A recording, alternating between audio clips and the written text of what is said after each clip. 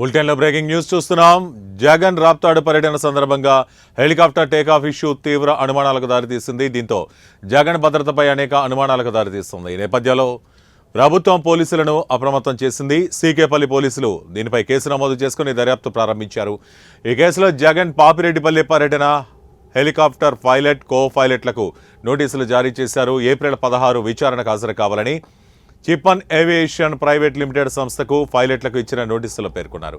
ఈ సందర్భంగా విండ్షీల్డ్ దెబ్బతింటే హెలికాప్టర్ను ఏ విధంగా టేకాఫ్ చేశారని, డెస్టినేషన్ పాయింట్కు వెళ్లకుండా హెలికాప్టర్ను ఎక్కడికి తీసుకెళ్లారనే కోణంలో పోలీసులు పైలట్ కో పైలట్లను విచారిస్తున్నారు.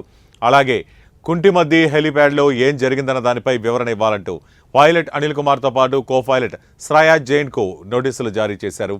స్థానిక అధికారులకు కనీస సమాచారం ఇవ్వకుండా ఏ విధంగా టేకాఫ్ చేశారో వివరణ ఇవ్వాలని పోలీసులు ఇచ్చిన నోటీసుల్లో పేర్కొన్నారు.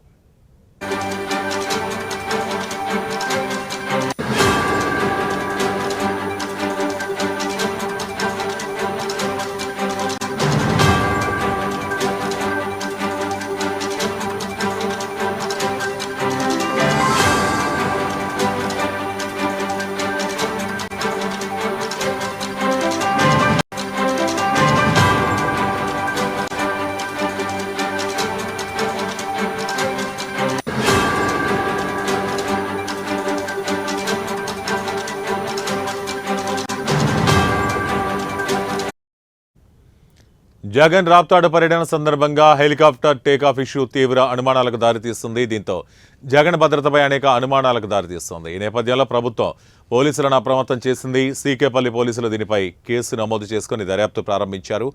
ఈ కేసులో జగన్ పాపిరెడ్డిపల్లి పర్యటన హెలికాప్టర్ పైలట్ కో పైలట్లకు నోటీసులు జారీ చేశారు.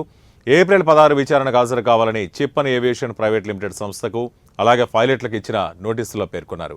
ఈ సందర్భంగా విండ్షీల్డ్ దెబ్బతింటే హెలికాప్టర్ను ఏ విధంగా టేకాఫ్ చేశారని, డెస్టినేషన్ పాయింట్కు వెళ్లకుండా హెలికాప్టర్ను ఎక్కడికి తీసుకెళ్లారనే కోణంలో పోలీసులు పైలట్ కో పైలట్లను విచారించనున్నారు. అలాగే కుంటిమద్ది హెలిప్యాడ్లో ఏం జరిగిందానిపై వివరణ ఇవ్వాలంటూ పైలట్ అనిల్ కుమార్తో పాటుగా కో పైలట్ శ్రేయా జైన్కు ఈ నోటీసులు జారీ చేశారు.